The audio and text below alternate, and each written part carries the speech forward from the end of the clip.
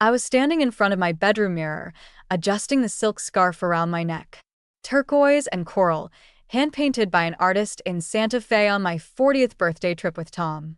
The colors caught the light just right, made my gray hair look intentional instead of old.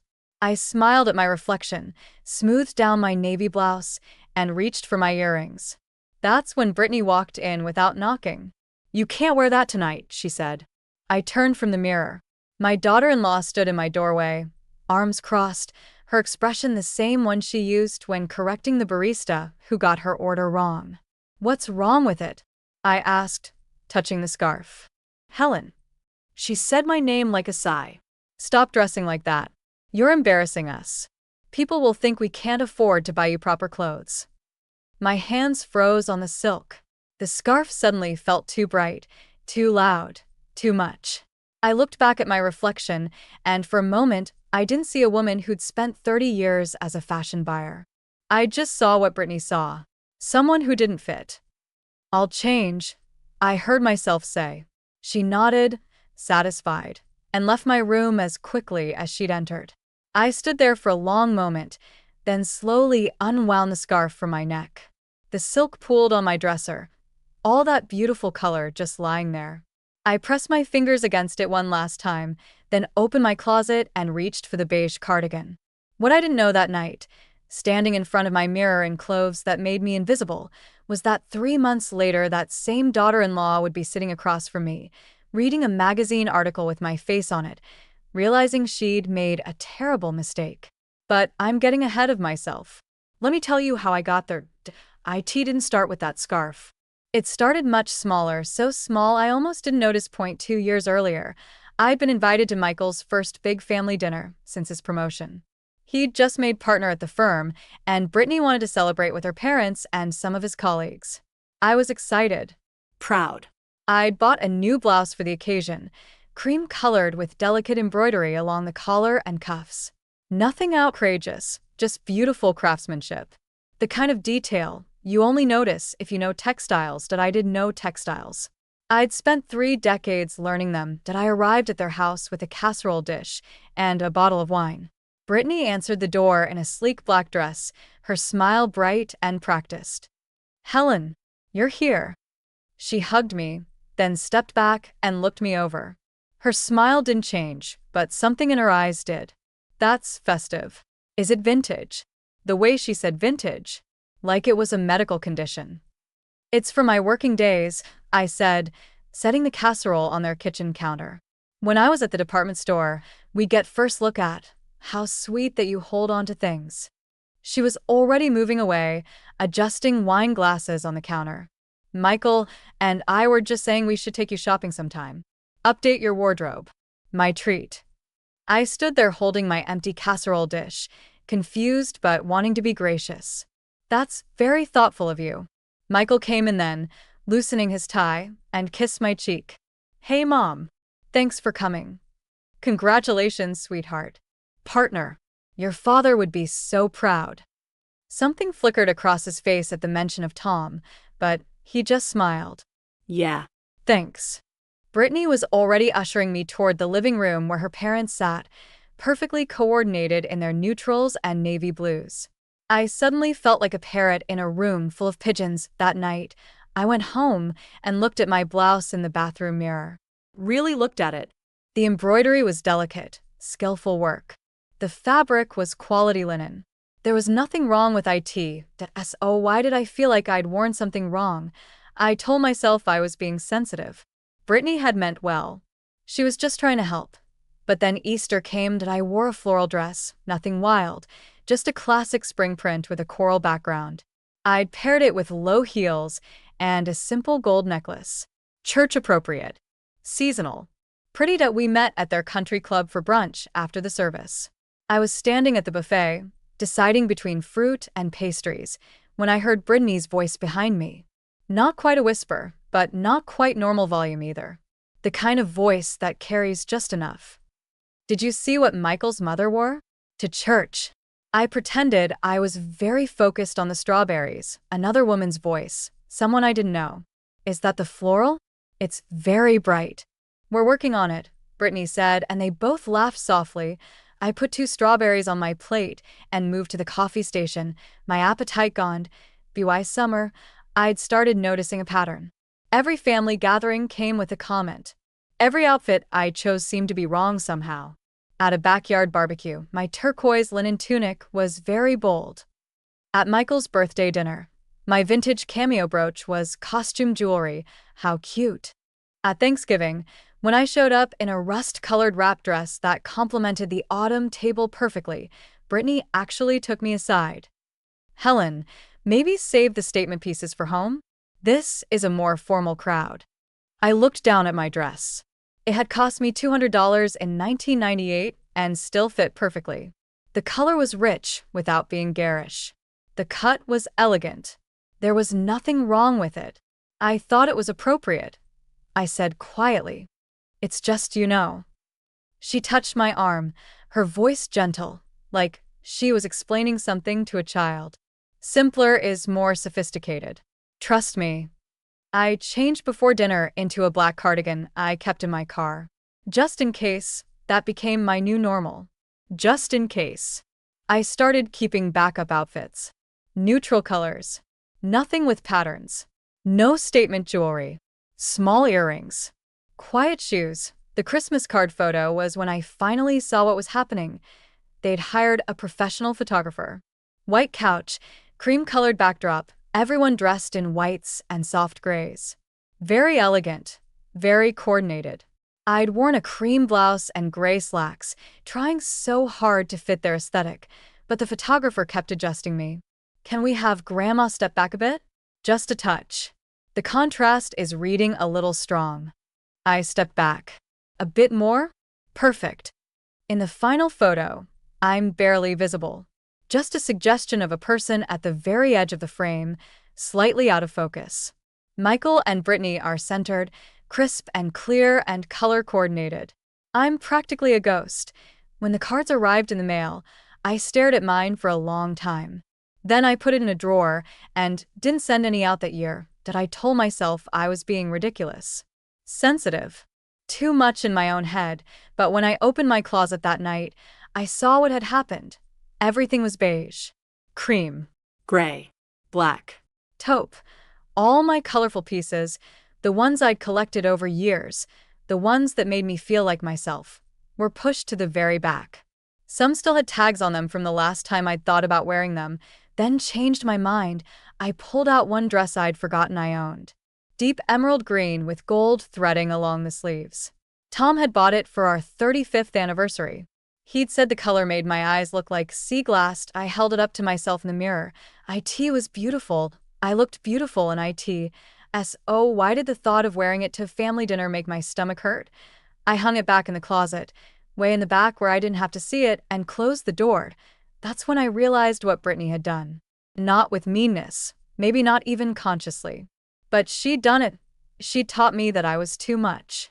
That the thing I'd spent my career celebrating, my eye for color and texture and beauty, was something to be ashamed of. And I'd let her. For 2 years, I'd let her. The night of Michael's corporate dinner, I stood in front of my closet for 20 minutes. I'd already learned my lesson. I knew what was expected. But some small, stubborn part of me kept reaching for the turquoise scarf. The one from Santa Fe. The one that meant healing, that I wrapped it around my neck 3 times before Brittany walked in. You know what happened next? That I changed into the beige cardigan. Beige slacks. Pearl studs so small they were barely visible. I looked in the mirror one last time before leaving my room and saw a woman I didn't recognize. Pale. Muted. Safe. That I looked like someone's furniture. The dinner was at a hotel downtown, one of those places with crystal chandeliers and waiters in white gloves. Michael's firm had rented a private room for the partners and their families. I rode over with Michael and Brittany, sitting in the back seat of their car like a child, listening to them discuss the seating chart and who I shouldn't mention Tom's death to, because it made things awkward. Just keep it light, Mom, Michael said, glancing at me in the rearview mirror. These people are important. I nodded. Light. I could do light. The room was full of people in expensive suits and cocktail dresses, everyone holding wine glasses and laughing at jokes that weren't quite funny enough to deserve the laughter. I recognized the performance. I'd been to 1,000 events like this with Tom, back when he was climbing his own corporate ladder. But back then, I'd been wearing colors. I'd been wearing myself. Brittany guided me to a group of women near the bar. This is Michael's mother, Helen. She's retired. The way she said retired, like expired, the women smiled politely. One of them asked what I did before retiring. I was a fashion buyer. I started, feeling a small flutter of the old pride. For Baxter's department store. I managed the women's contemporary section for almost 30 years, and I got to travel to markets in New York and, oh, Helen likes to shop. Brittany laughed, touching my arm. Don't we all? The women laughed with her. The conversation shifted to someone's recent trip to Paris. I stood there holding my wine glass, my 3 decades of expertise reduced to 4 words. Likes to shop. Did I excuse myself to the bathroom? The ladies' room was empty, mercifully. I stood at the sink, staring at my reflection in the ornate mirror. The lighting was the kind that showed everything, every line, every sag, every year. But that's not what I was seeing. I was seeing the beige. The smallness. The way I'd erase myself one outfit at a time until there was nothing left but this pale ghost of a woman who used to know who she was. I touched my barriers. I'd owned earrings that would have made this outfit interesting. Vintage Art Deco drops that caught the light. But I'd left them home, because Brittany had once called them a lot. I touched my plain neckline. No scarf. No brooch. No color, nothing. Did I press my hands against the cool marble of the sink and made myself breathe. Tom's voice came to me then, clear as if he were standing beside me. You light up a room, Hel. Don't ever stop. But I had stopped. I dimmed myself until I was barely visible. And for what? To make Brittany comfortable? To make Michael's life easier? To avoid being called embarrassing? I looked at myself one more time. This woman in the mirror. She wasn't me. She was who I thought I needed to be to keep the peace. But there was no peace. There was just silence. And silence isn't peace. It's just quieter suffering. I walked back out to the party, found my seat at dinner, and made it through 3 courses of small talk and careful laughter. Michael gave a speech. Brittany beamed. I clapped in all the right places. And the whole time, I felt something hardening in my chest. Not anger exactly. Something colder. Clearer. Permission. That I'd given Brittany permission to define me. I'd given Michael permission to let it happen. I'd given everyone permission to treat me like I was less than I was. And sitting there in my beige cardigan, invisible at a table full of people, I decided something. That permission was revoked. I didn't sleep that night. I kept thinking about the box in my closet. The one labeled, maybe later. The one full of all the colors I'd hidden away. At 6 in the morning, I got dressed in my simplest clothes and drove to my storage unit. I'd moved to a smaller apartment after Tom died. Couldn't afford to keep the house on just my pension. Most of my things were in a 10 by 10 unit on the edge of town. I hadn't been there in months. I was looking for Christmas decorations. It was only October, but I couldn't sleep and I needed something to do with my hands. Instead, I found boxes labeled work files, Baxter's. I'd packed them away when I retired, thinking I'd never need them again. Why would I? That part of my life was over. I opened the first box. Programs from fashion shows I'd attended. Vendor contact lists from fabric markets. Industry magazines with my name in the contributors section. Awards for Buyer of the Quarter. Photos of me at trade shows, younger, smiling, wearing a red suit that had made me feel invincible. I picked up one magazine from 1995. Regional Buyers to Watch was the headline. There was a photo of me, 30 years younger but undeniably me, standing in front of a rack of evening gowns. The caption read, Helen Martinez has an unerring eye for quality and an instinct for what women actually want to wear. I stared at that photo for a long time. That woman, she trusted herself. She knew what she knew. She didn't apologize for taking up space. Where had she gone? I kept unpacking. Found my old Rolodex, the kind nobody uses anymore, full of business cards and handwritten notes.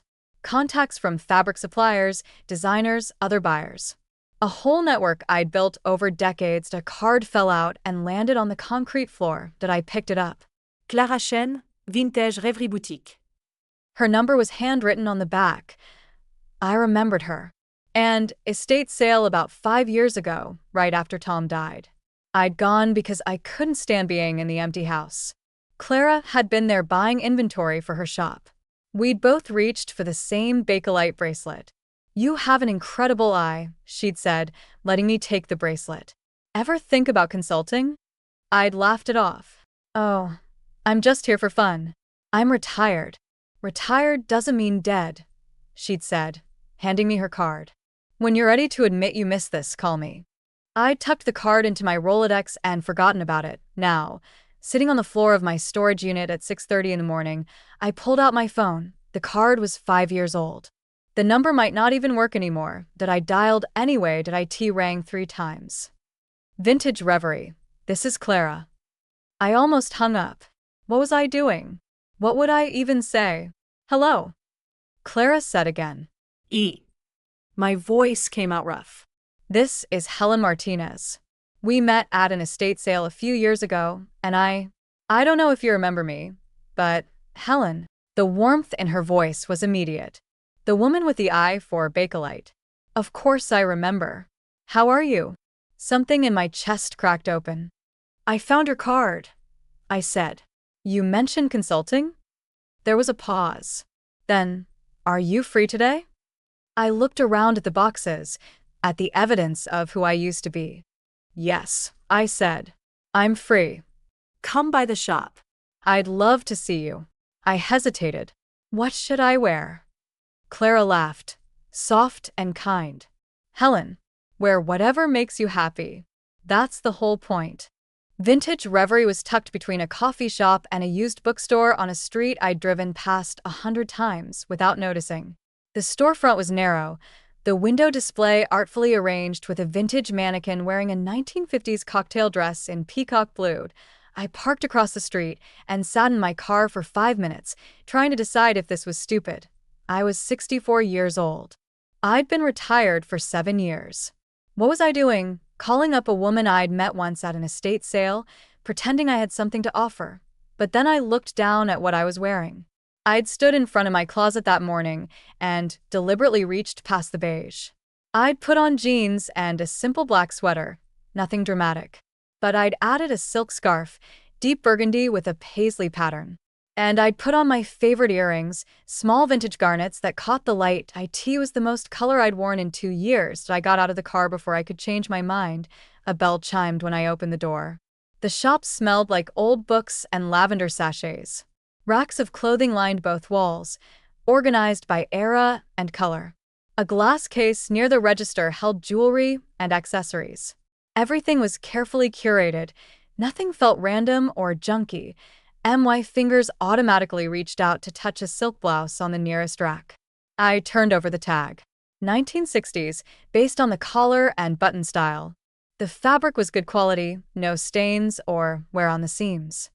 "Beautiful, isn't it?" I turned. Clara stood behind the counter, older than I remembered, but with the same warm smile. She wore wide-leg trousers and a vintage band t-shirt, her gray hair cut short and stylish. "It's Poochie," I said automatically, then caught myself. Well, not real Poochie. A knockoff, but a good one. Probably 1968 based on the print pattern. Real Poochie would have a signature sewn inside, but this is still quality silk.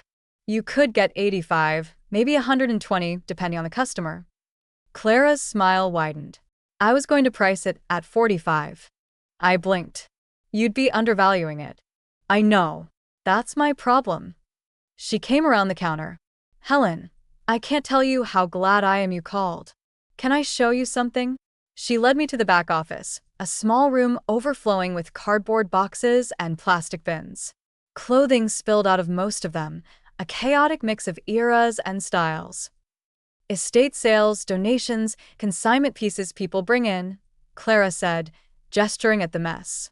"I can't keep up. And half the time I don't know what I'm looking at. I price things too low because I'm scared they won't sell, or too high because I'm guessing." She pulled out a jewelry box and handed me a brooch. Heavy, ornate, with clear stones in a floral pattern. I turned it over, examined the clasp and the back. Eisenberg Ice. 1940s, rhodium plated. See the script signature here? And these prong settings? This is worth 200, maybe 300 to the right buyer. Clara's face fell. I almost put it in the $20 bin. Don't. I handed it back carefully. This is the kind of piece collectors look for. You need to market it properly. Clara set the brooch down and looked at me directly. I need help, Helen. Real help. I love this work, but I'm drowning. Fast fashion is killing small boutiques like mine, but there's a counter-movement happening. People want sustainability, uniqueness, pieces with history. I just need someone who can tell me what's valuable and what's just old. I looked around the cluttered office, at the bins full of possibility. My fingers itched to start sorting. I haven't done this in years, I said quietly. Muscle memory. Clara smiled. I bet it comes back faster than you think. I picked up another piece from the nearest box. A cashmere cardigan, moth holes in one sleeve, but otherwise good condition. This could be repaired and sold. The cashmere is quality. Or you could market it as is, for someone who knows how to do invisible mending. Clara was watching me with something like relief in her eyes. What are you thinking? I asked. Consignment? Part-time? However you want to structure it. I just need your eye, Helen. Your expertise. Whatever you're comfortable with. I set down the cardigan and looked at my hands. They were good hands, still steady, still capable. I'd spent 2 years believing those hands had nothing left to offer. Can I think about it? I heard myself ask. Of course. But Helen. Clara touched my arm gently. Whatever's making you doubt yourself. It's wrong. I drove home in a daze. My apartment felt smaller when I walked in, stuffier. I opened windows even though it was cold outside, needing my closet door was open. I could see the beige section, all those safe, quiet clothes I'd been hiding inside, and behind them, pushed to the very back, I could see a sliver of color. The emerald dress, the turquoise scarf, the red blazer I'd worn to Tom's company parties. I pulled out the emerald dress and held it up to myself in the mirror. The woman looking back at me was 64 years old. Gray hair, lines around her eyes, hands that showed decades of use. But in that dress, with the gold threading catching the light, she looked alive. I put it on. Added the garnet earrings. Found a bold necklace I'd forgotten I owned. Put on lipstick, actual red lipstick, not the pale pink I'd been wearing to stay invisible. I stood in front of the mirror and barely recognized myself. Not because I looked different, because I looked like me again. There you are, I whispered to my reflection. My phone was on the dresser. I picked it up, found Clara's number, and called before I could second-guess myself. Helen. Clara answered on the second ring. I'm in, I said. My voice was steady, strong. When do I start? There was a pause. Then Clara laughed with what sounded like relief. How about Monday? Come in around 10. We'll figure out the details. I'll be there. I hung up and looked at myself in the mirror one more time. The woman in the emerald dress smiled back at me. It had been a long time since I'd seen her smile like that.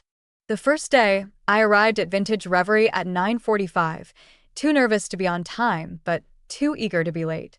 Clara was still setting up, arranging a window display with a 1940s tea dress. You're early, she said, smiling. Good. I need a second opinion on this mannequin. Does the hat work, or is it too much? I studied the display. The hat was wrong, too modern for the dress.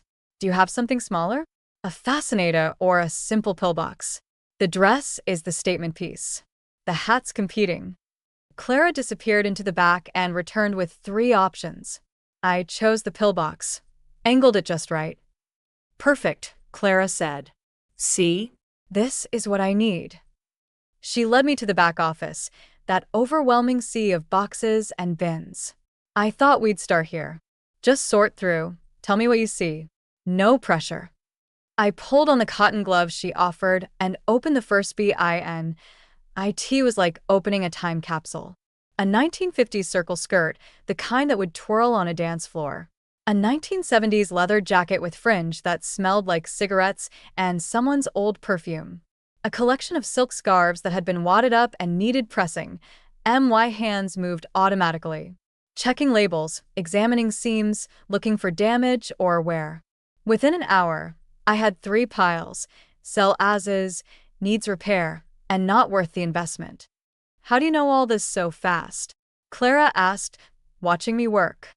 30 years of looking at clothes. I held up a blouse. See the stitching? Machine made but quality. The pattern matching at the seams tells you someone cared about construction. And this fabric, it's a cotton silk blend. It'll sell. By lunch, we'd made a dent in 2 boxes. Clara ordered sandwiches from the cafe next door, and we ate surrounded by decades of fashion history. Can I ask you something? Clara said. Why now? You said you've been retired for years. I looked down at my sandwich, trying to find words. I forgot who I was. Or maybe I let someone convince me that who I was didn't matter anymore. Clara didn't push, just waited. My daughter-in-law, I said finally. She's been telling me for 2 years that the way I dress is embarrassing. Too colorful, too vintage, too much. And I listened. I made myself smaller and smaller until I was practically invisible. And then I woke up one morning and didn't recognize myself anymore. Clara nodded slowly. I know that feeling. My ex-husband used to say I was wasting my time with old junk. Said I should get a real job, something respectable. Took me 5 years after the divorce to open the shop. Do you regret waiting? Every day. But I'm here now. That's what matters. She crumpled up her sandwich wrapper. So, Ready to keep going? We worked until 6 that first day. When I left, my back ached and my hands smelled like old fabric, and I felt more alive than I had in years. The next week, Clara taught me her inventory system and how to photograph pieces for the online shop. I was clumsy with the technology at first, but she was patient. Think of it like styling a window display, she said. You're telling a story about the piece. Where would someone wear this? How would it make them feel? I started staying after hours, practicing. Photographing a 1960s cocktail dress against a velvet backdrop. A collection of Bakelite bangles arranged just so on a piece of driftwood. Learning to see the way a camera sees. By the 3rd week, we created a section in the shop, curated by Helen. It was pieces I'd chosen, cleaned, and styled. A 1950s cashmere cardigan in butter yellow. A 1970s maxi dress with hand embroidery.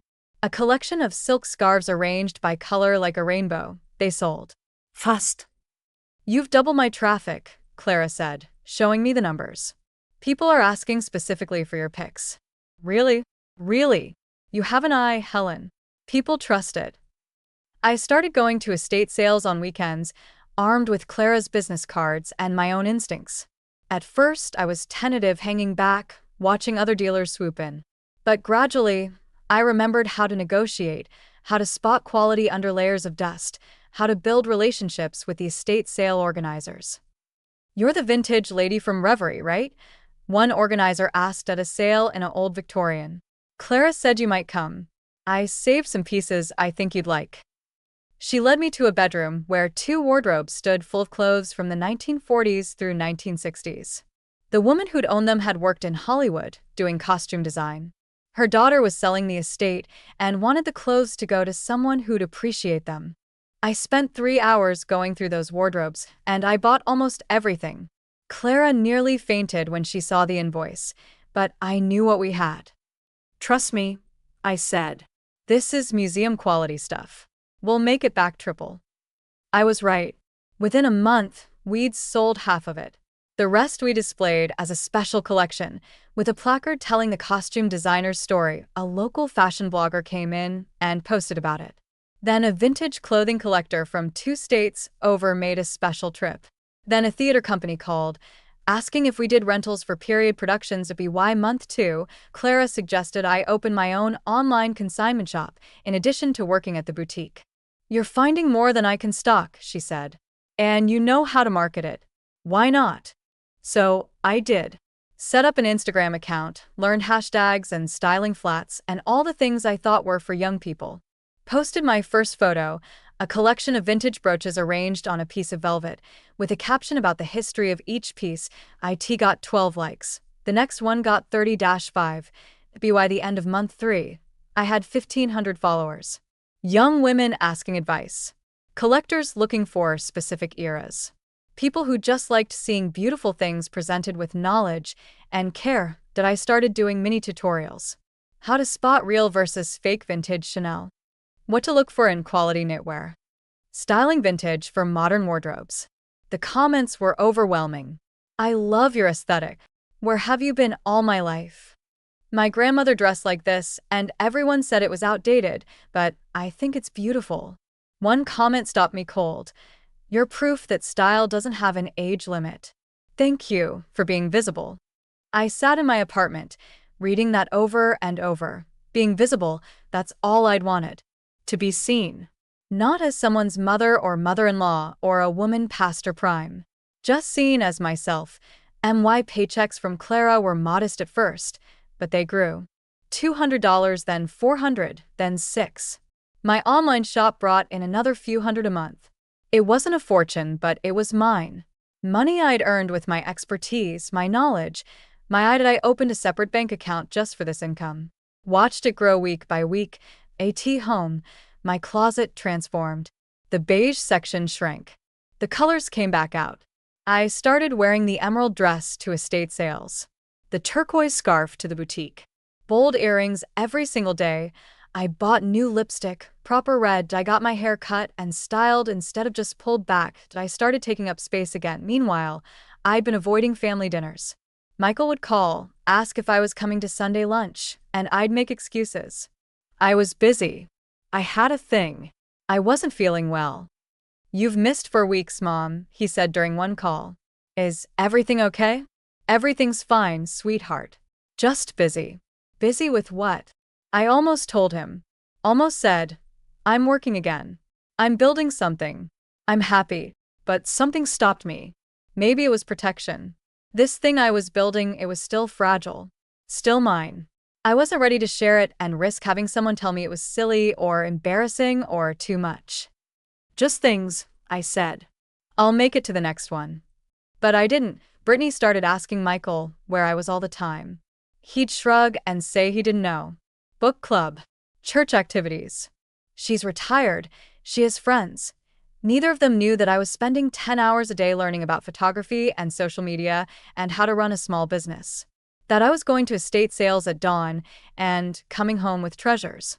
That I was teaching workshops on vintage styling at Clara's shop, with young women taking notes like what I knew mattered. I was building something they couldn't see yet, and I was protecting it until it was strong enough to stand on its OW and BY month 4. Clara asked if I wanted to make it official. Partner in the business, profit sharing, my name on the paperwork. You've transformed this place, she said. It's not just my shop anymore. It's ours. I signed the partnership agreement on a Tuesday afternoon, my signature next to Clara's on the dotted line. When I walked out of that lawyer's office, I felt 10 feet tall. That night, I posted a photo on Instagram. Me in the emerald dress, standing in front of a rack of vintage clothing, smiling genuinely for the first time in years. The caption, they told me I was too old for this. Too retired. Too much. Turns out, I was just getting started. It got 3,000 likes, and one of those likes, though I didn't know it yet, was from a journalist at the local lifestyle magazine. The email came on a Wednesday morning while I was photographing a 1950s beaded cardigan for the online shop. Dear Helen, my name is Rachel Kim, and I'm a features writer for Metro Style magazine. I've been following your Instagram account and your work at Vintage Reverie, and I'm currently working on a piece about the sustainable fashion renaissance in our city. I'd love to feature you as one of the key voices in this movement. Would you be open to an interview and photo shoot? I read it 3 times, certain I was misunderstanding something. Clara came into the back office and found me staring at my phone. What's wrong? Nothing's wrong. I think a magazine wants to interview me. She grabbed the phone, read the email, and let out a whoop that startled customers in the front of the shop. Helen, this is huge. Metro Style is the biggest lifestyle magazine in the region. Everyone reads it. But they want to interview me, not you. This is your shop. Our shop. And you're the story, Helen. The woman who came back to fashion after retirement. The expert who's teaching a new generation. This is incredible. I felt dizzy. I don't know. What if? What if nothing? You're doing this. Clara was already typing a response. When are you free for a shoot? Wait, don't answer that. You're free whenever they want you. The interview was scheduled for the following Tuesday. Rachel came to the boutique with a photographer, a young woman named Sam who carried more camera equipment than seemed possible for one person. Rachel was in her 30s, dressed in vintage-inspired clothes that made me like her immediately. She had a notebook and a recorder, and she asked questions that showed she'd done her research. Tell me about your background in fashion. She started. I did. 30 years at Baxter's department store, working my way up from sales associate to head buyer. The markets I'd attended in New York and Los Angeles. The relationships I'd built with designers and vendors. The instinct I developed for what women actually wanted to wear versus what the industry thought they should want. And then you retired? My husband got sick. Cancer. He needed care, and I needed to be present. So, I retired early. The words came easier now, 7 years later. He died 3 years ago. I'm sorry. Rachel's sympathy was genuine. And you didn't go back to fashion after that? No. I didn't think there was a place for me anymore. I was in my 60s, retired out of the industry. I thought that part of my life was over. What changed? I thought about how to answer that. How much to share. But Rachel's face was open, interested, and something in me wanted to tell the truth. I'd been making myself smaller, I said slowly. Quieter. Dressing in neutral colors, staying in the background, being who I thought I was supposed to be at this age. And one day I woke up and didn't recognize myself anymore. What did you do? I found an old business card and called someone who'd once told me my expertise still mattered. That turned out to be true. Clara, listening from behind the counter, smiled. Rachel asked about my approach to vintage clothing, my philosophy on sustainable fashion, what I thought about the industry's relationship with aging women. I answered as honestly as I could, and the words kept flowing like I'd been waiting to say them for years. Then came the photo shoot. Sam had me stand in front of our best vintage rack, surrounded by colors and textures. She asked me to hold up a piece I loved, so I chose a 1960s Pucci blouse, real this time, that we'd acquired at an estate sale last month. Can you style yourself? Sam asked. Like, wear what makes you happy? I looked down at what I had on. Nice enough, but safe. Professional. Give me 5 minutes. I said that I went to the back, to the pieces I kept there for myself. The ones I'd been too nervous to wear outside the shop.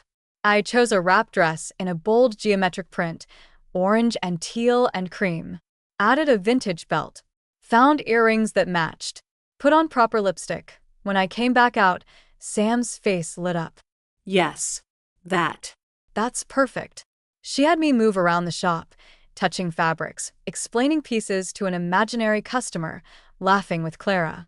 At first I was stiff, self-conscious, but gradually I forgot about the camera and just existed in the space I'd helped create. Beautiful, Sam kept saying. The joy on your face, that's what we need. After an hour, she lowered her camera. I think we got it. Helen, you're a natural. I felt myself blush. I'm 64 years old. I'm not sure natural applies. That's exactly why you're natural, Rachel said. You're not performing youth or trying to be something you're not. You're just fully yourself. That's rare. They left with promises to send me a preview before publication. The article would run in 6 weeks in the December issue. For 6 weeks, I tried not to think about it. Tried to focus on work, on the daily rhythm I'd built. But at night, I'd lie awake wondering what the article would say. If anyone would even read it. If it mattered. The magazine hit stands on a Thursday. Clara bought 10 copies and had one framed before I even got to the shop that morning. When I walked in, she thrust it at me, already open to the feature. The spread was 6 pages, the headline. The fashion eye that never retired. How Helen Martinez became our city's vintage style maven. There was the photo of me in the geometric dress, surrounded by clothing, laughing at something Clara had said off camera. I looked happy. Alive. Myself that I looked beautiful. The article told my story, quoted me extensively, included testimonials from young women I'd advised and collectors I'd helped. There was a sidebar about sustainable fashion and why vintage clothing mattered for the environment. Another sidebar listed Helen's tips for vintage shopping success. At the end, Rachel had written, "In a culture that tells women they become invisible after a certain age, Helen Martinez is proof that visibility is a choice. Her expertise hasn't diminished with time, it's deepened. Her style hasn't become outdated, it's become iconic. She's not trying to look younger or different. She's just fully, magnificently herself. And in doing so, she's teaching the rest of us what real style looks like." I sat down on the stool behind the counter, magazine in my lap, and cried. "Happy tears?" Clara asked, worried. "Happy tears," I confirmed. I never thought anyone would see me like this. Like I still had something to offer. "Helen, you've been offering it for months. Now, everyone gets to see it." By noon, the phone at the boutique wouldn't stop ringing. People wanting to know our hours, asking if I did personal styling, wondering if we taught classes. Our Instagram following jumped by 2,000 a day. By the end of the week, we'd had our best sales week ever. I was riding high, feeling seen and valued and proud of what we'd built. I didn't know that on Friday morning, my daughter-in-law was sitting in a salon chair, getting her hair colored, when the stylist handed her a magazine. "Have you seen this article?" the stylist asked. "It's so inspiring. This woman is goals." Brittany took the magazine, probably expecting some lifestyle piece about a celebrity or influencer. Instead, she saw my face point 6 pages of my face, my story, my work. The stylist kept talking. "She's incredible, right? I follow her on Instagram now. Her style is amazing." Brittany stared at the photos. Me in the geometric dress. Me surrounded by vintage clothing. Me being described as a style maven and an expert and iconic. Me wearing all the colors and patterns and bold accessories she'd spent 2 years telling me were embarrassing. "Do you know her?" the stylist asked, Brittany's mouth open then closed. "She's my mother-in-law," she finally said. The stylist's face lit up. "Oh my God, really? You're so lucky. She must give you such good fashion advice." Brittany didn't answer. She sat through the rest of her appointment in silence, the magazine open in her lap, staring at photos of a woman she'd tried to make invisible now taking up 6 pages of glossy print. When she got home, she went straight to Michael's home office, where he was on a conference call. She waited, pacing, until he hung up. Then she slammed the magazine on his desk. "Did you know about this?" Michael looked up, confused. Picked up the magazine. His eyes widened. "Mom, your mother," Brittany said, voice tight, "is all over this magazine. Wearing those clothes. Those ridiculous vintage clothes. She's on Instagram, Michael. She has thousands of followers. She's running some kind of business." Michael was reading the article, really reading it. His face went through several expressions. Surprise, confusion, something that might have been pride, then something darker. "Why didn't she tell us?" he asked quietly. "Because she knew how ridiculous it is." Brittany was pacing now. "She's making us look bad. Like we can't take care of her, like we can't afford to buy her decent clothes. My friends are going to see this. Your colleagues. Everyone's going to think." "Think what?" Michael's voice was sharp. He was still reading. "That my mother has a successful business? That she's an expert in her field? That she's happy?" Brittany stopped pacing. "You don't understand. This makes us look embarrassing." The word came out hard. Michael looked up from the magazine. "Is that what you're worried about? That my mother is embarrassing?" The air in the room changed. "I didn't say that," Brittany said carefully. "You've been saying it for 2 years." Michael's voice was quiet now, dangerous. "Every comment about her clothes, every suggestion that she tone it down, every time you've made her feel like she needs to apologize for existing. That's not fair. I was trying to help her fit in." "Fit in with what?" "Your idea of what a woman her age should be." Brittany's face flushed. "Don't turn this around on me. You never said anything either." And that, finally, was true. Michael looked back down at the magazine, at the photo of his mother surrounded by beautiful clothes, looking happier than he'd seen her in years. No, he said quietly. I didn't. And that's the problem. He picked up his phone. What are you doing? Brittany asked. Calling my mother. To congratulate her. Like I should have done 4 months ago.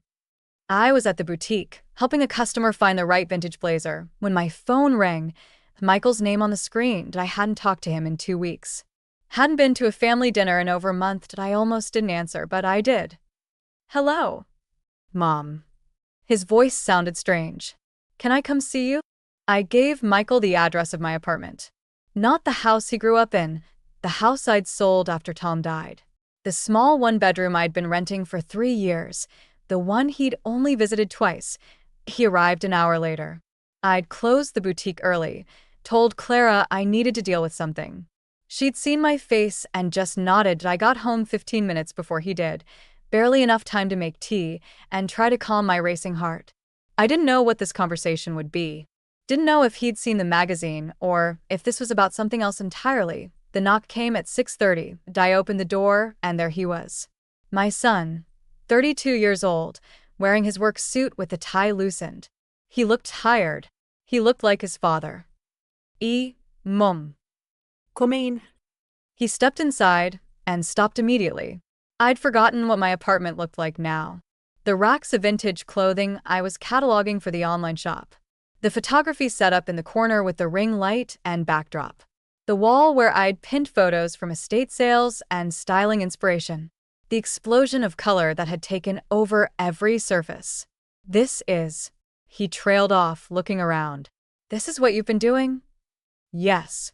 He walked further in, touching a silk scarf draped over a chair, looking at the laptop open on my tiny dining table with my inventory spreadsheet visible.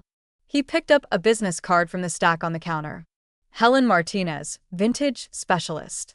Michael, why are you here? He set down the card and turned to me. Held up the magazine I hadn't noticed he was carrying. My stomach dropped. Brittany's stylist showed her this today, he said. She brought it home. I've read it 3 times now.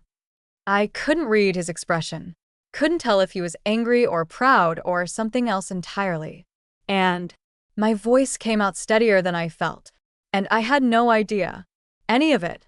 That you were working at a boutique, that you had an online business, that you were teaching workshops. That you were. He gestured at the magazine. That you were this. Would you have wanted to know? The question hung between us. What do you mean? I moved to the kitchen, poured the tea I'd made even though my hands were shaking. I mean, would you have wanted to know? Or would Brittany have found a way to make me stop? That's not fair. Isn't it? I handed him a mug. Sit down, Michael. We sat at my small table, the one that barely fit 2 people. The magazine lay between us. When did this start? He asked. 4 months ago, right after your corporate dinner. Something flickered across his face. The one where you wore the beige cardigan. The one where I'd wanted to wear a turquoise scarf, but Brittany told me I couldn't. That I was embarrassing you. Michael set down his mug carefully. She said that. She's been saying it for 2 years, Michael. In different ways, different words, but always the same message. That the way I dress is too much. Too colorful. Too vintage. Too embarrassing.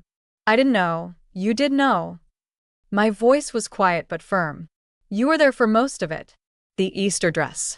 The Christmas card where they moved me to the back because I was reading too bright.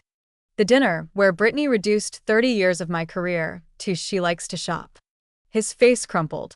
Mom, you knew, Michael. You just didn't say anything. He looked down at his hands. They were Tom's hands, long fingers, the same way of rubbing his thumb against his palm when he was anxious. I told myself she didn't mean it the way it sounded, he said quietly. That you were being too sensitive. That it was easier to just keep the peace. Easier for who? For me. He looked up, and his eyes were wet. For me, Mom. I took the easy path. I let her make you feel small because it was less complicated than standing up for you. The admission sat between us.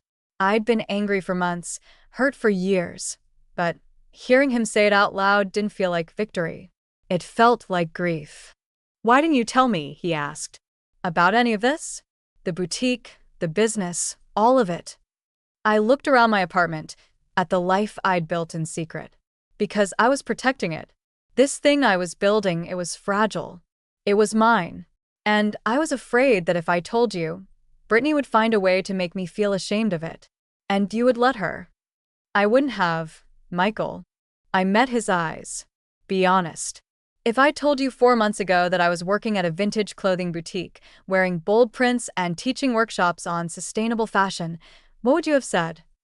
He opened his mouth. Closed it. Opened it again. I want to say I would have been happy for you, he said finally. But I don't know if that's true. At least it was honest. Brittany wants you to stop, he said after a moment.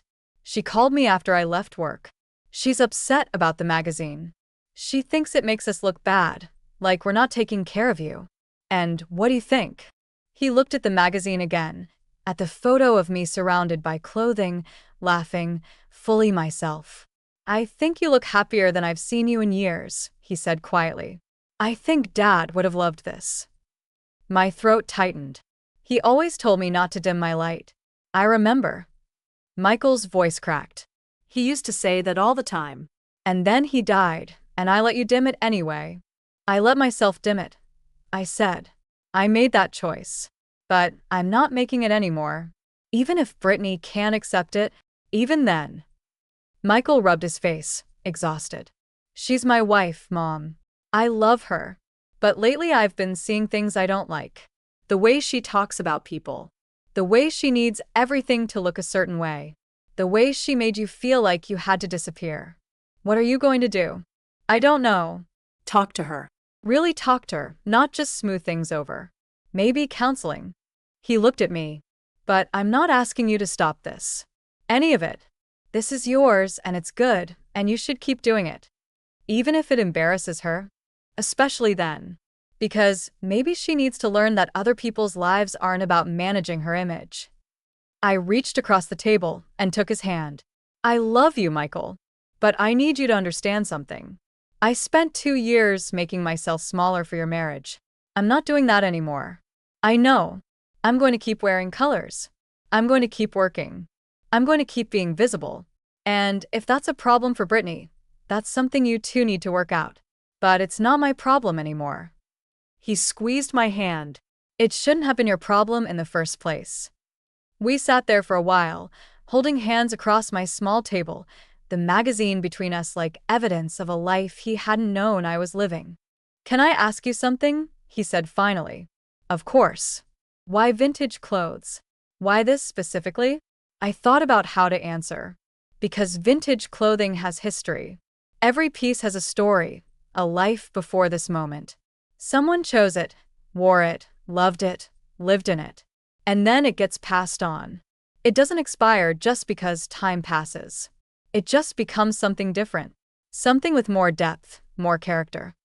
I paused. I'm 64 years old, Michael.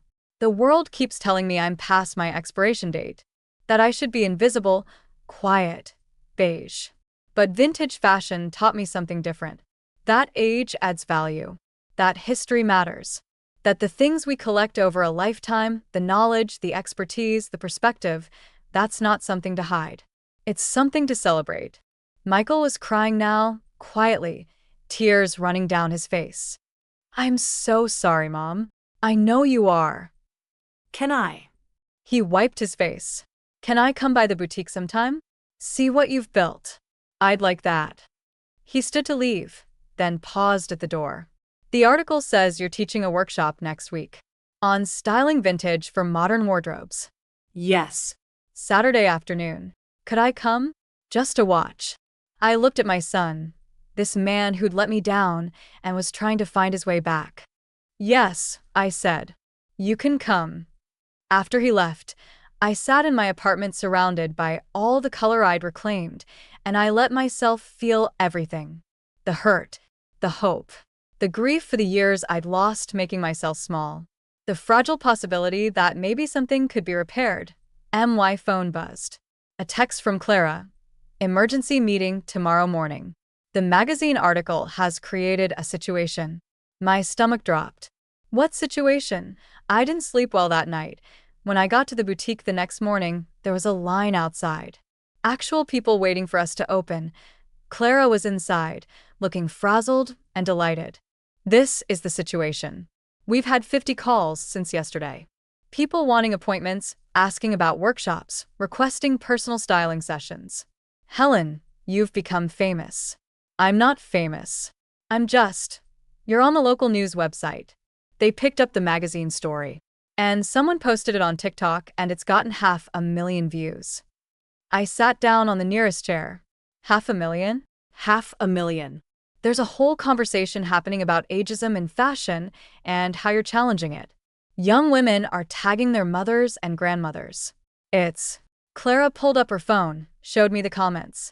It's bigger than us, Helen. I scrolled through the comments, hundreds of them. My grandmother dressed like this, and everyone told her she was too old. I wish she'd seen this. I'm 58, and I've been hiding myself for years. This woman is inspiring me to stop. Why don't we see more women like this in fashion? She's gorgeous. I want to be her when I grow up, and I'm only 10 years younger than her. My hands were shaking. What do we do? I asked. Clara grinned. We open the doors and show them what we've got. The workshop that Saturday was packed. We'd expected maybe 15 people. 43 showed up. We had to move it to the community center down the street just to fit everyone. Michael came, sitting in the back row like he'd promised. I saw him when I walked in, and he gave me a small wave. Encouraging. Proud, I stood in front of a room full of women, young and old, and felt the weight of their attention. They wanted something from me. Not just fashion advice. Something bigger. Thank you all for coming. I started. My voice shook slightly, but I kept going. I'm Helen Martinez, and 5 months ago, I was living in beige. That got a laugh. A few nods of recognition. I'd spent 2 years making myself smaller, quieter, invisible, because I'd been told in various ways that the way I dressed was embarrassing. Too colorful. Too much. Too old. More nods now. Someone in the third row wiped her eyes. I believed it. I put away all the colors and patterns and pieces that made me feel like myself, and I wore what I thought I was supposed to wear. What felt safe. What wouldn't make anyone uncomfortable. I held up a beige cardigan I'd brought as a prop. This was my uniform, and every time I put it on, I disappeared a little more. I set down the cardigan and picked up the turquoise scarf. The one from Santa Fe. The one that started everything. This is the scarf I wasn't allowed to wear to a family dinner. This was too much. Too bright. Too embarrassing. I wrapped it around my neck. But here's what I've learned. When someone tells you you're too much, what they're really saying is that you make them uncomfortable. Your visibility, your joy, your refusal to shrink, it challenges something in them. And that's not your problem to fix. The room was silent now, everyone leaning forward. Vintage fashion taught me something important. Clothes don't expire just because time passes. A well-made piece from 1950 is still beautiful in 2025. It has history, character, story. It's valuable not in spite of its age, but because of it. I paused, looked around the room. We're the same way. We don't expire. We don't become less valuable, less interesting, less worthy of taking up space. We just become more ourselves. Deeper. More layered. More interesting. A woman in her 70s in the front row nodded vigorously. So today, I'm not just going to teach you how to style vintage clothing. I'm going to teach you how to take up space again. How to choose pieces that make you feel like yourself, not like who you think you should be. How to wear color without apologizing. How to be visible. I spent 2 hours teaching them about eras and silhouettes, about mixing vintage with modern, about finding quality in thrift stores and estate sales. But mostly, I taught them about reclaiming themselves. At the end, a woman in her 60s approached me. She was wearing head-to-toe black. I haven't worn color in 15 years, she said quietly. My ex-husband used to say it made me look like I was trying too hard. I just forgot how. I took her to our color wall, where we'd arranged scarves and accessories by shade. What's your favorite color? I asked.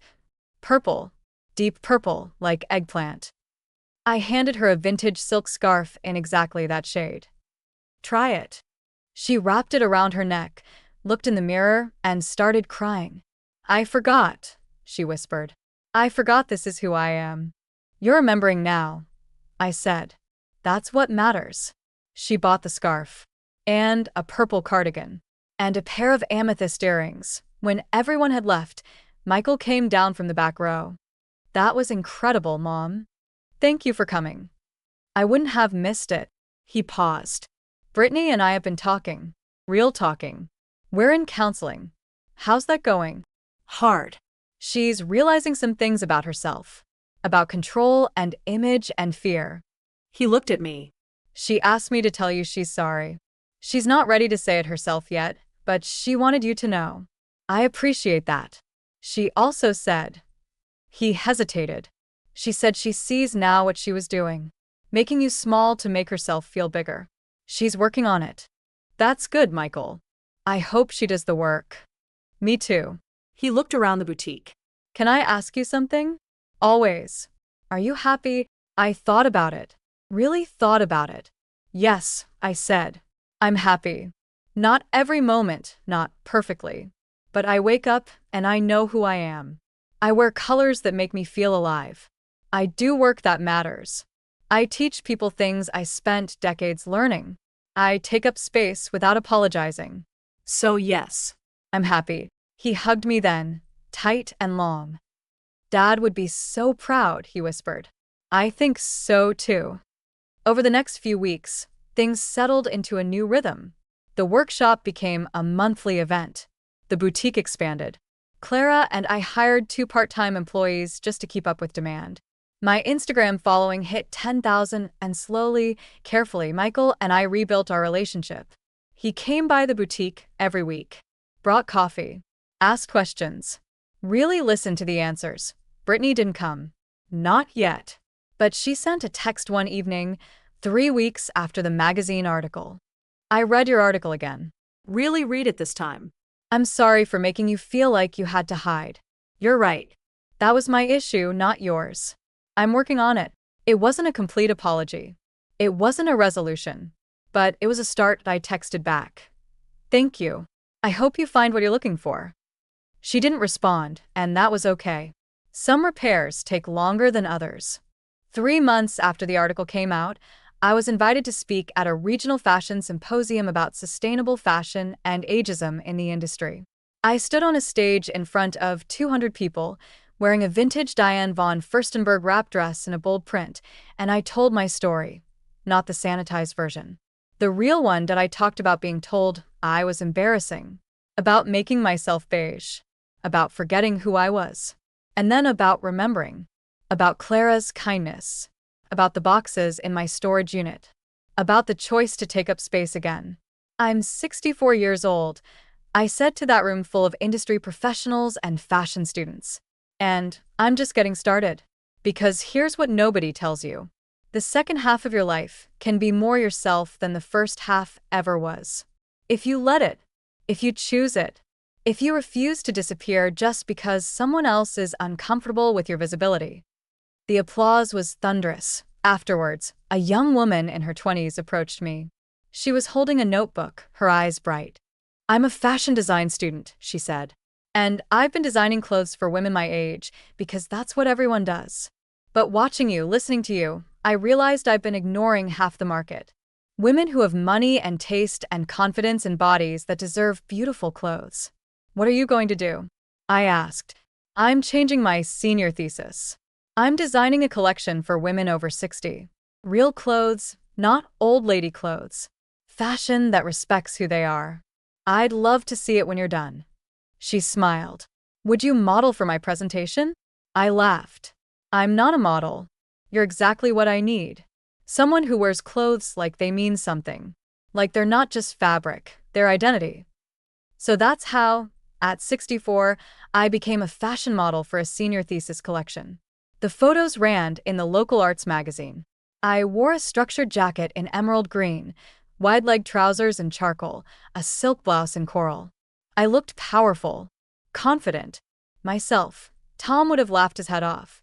Then he would have framed every photo. One evening, 6 months after everything changed, I was closing up the boutique when my phone rang. Brittany's name on the screen. I almost didn't answer, but I did. Helen. Her voice was small. Do you have a minute? Yes. I wondered if could I come by the shop? I know it's late, but I'm nearby and I'd like to see it. If that's okay. The doors open. She arrived 10 minutes later, wearing jeans and a plain t-shirt. No makeup. Hair in a ponytail. She looked younger like this. Uncertain. Thank you for letting me come, she said. Come in. She walked through the shop slowly, touching fabrics, looking at the displays. She stopped in front of the curated by Helen section. This is what I tried to make you stop wearing, she said quietly. Yes, it's beautiful. All of it. I was wrong. I didn't respond, just waited. I've been in therapy, she continued, dealing with some things. Control issues, perfectionism, fear of judgment. I realized I was trying to control everything around me, including you, because I was so afraid of people thinking less of us, less of me. And now I'm trying to understand that other people's lives aren't about managing my image. She turned to look at me. I'm sorry, Helen. Really sorry. I hurt you. I made you feel small and wrong and too much. And you were never any of those things. You were just yourself, and I couldn't handle it. It was the apology I'd needed. Full. Honest. Without excuses. Thank you, I said. That means a lot. Can I ask you something? Of course. How did you do it? How did you find the courage to come back?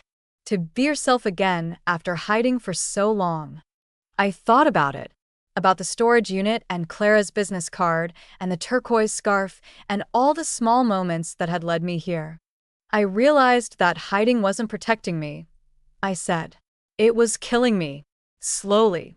And I decided I'd rather be too much and alive than perfect and invisible. Brittany nodded, wiping her eyes. I think I've been choosing invisible my whole life. Just in different ways. It's not too late to choose differently. Is it too late for us? For me to be part of your life again? I looked at this young woman who'd hurt me so badly, who was trying now to make it right. I don't know, I said honestly, but I'm willing to try. If you really do the work. I will. I am. Then we'll see. She left shortly after, but something had shifted. Not fixed, not healed completely, but shifted. Opening toward possibility. That night, I went home to my colorful apartment, made tea, and sat at my laptop. I'd been thinking about starting a blog, something more than just Instagram posts. A place to tell longer stories, share deeper wisdom, connect with the women who'd been reaching out. I opened a new document and started typing. They called me embarrassing. They called me too much. They called me too old, too colorful, too visible. What they meant was, we're uncomfortable with your refusal to disappear. Here's what I want you to know if you've ever been told to make yourself smaller. I wrote for 2 hours, the words pouring out like they'd been waiting. When I finished, I had a blog post called On Being Too Much. I published it at midnight, then went to BY morning. It had been shared 3,000 times. The comments rolled in. Women of all ages sharing their stories of being told to shrink, to quiet down, to tone it down, to act their age. And then sharing how they were choosing differently. Choosing themselves. One comment stopped me. I'm 42, and I've been preparing to become invisible for years. I've been buying beige cardigans and neutral everything, because I thought that's what middle age meant. But reading your story, I realize I have a choice. I can keep preparing to disappear, or I can decide that my most vibrant years are still ahead of me. Thank you for showing us what's possible. I read it 3 times, then responded. Your most vibrant years are ahead of you. And also right now. And also yesterday. Every moment you choose yourself, you're vibrant. Don't wait. Start now. Clara found me at my laptop in the back office, crying happy tears. What's wrong? Nothing's wrong. Everything's right. I spent so long thinking I had nothing left to offer. And it turns out I had everything. I just had to remember. She hugged me. You're helping people remember themselves too. That's not nothing, Helen. That's everything. We had a busy day ahead. A new collection to sort through. Workshop materials to prepare. Orders to fill. But I took a moment to just stand in the boutique we'd built together, surrounded by decades of fashion history, and feel grateful. My phone buzzed. Michael. Saw your blog post. Dad would have loved it. Actually, Dad would have written the comment section, arguing with anyone who disagreed with you. I smiled, typing back. He would have. Miss him. Me too. Dinner tonight? Just you and me? I'd love that. I put my phone away and got to work. There were clothes to curate, stories to tell, women to help remember who they were. At 64, I was just getting started, and I was wearing the turquoise scarf.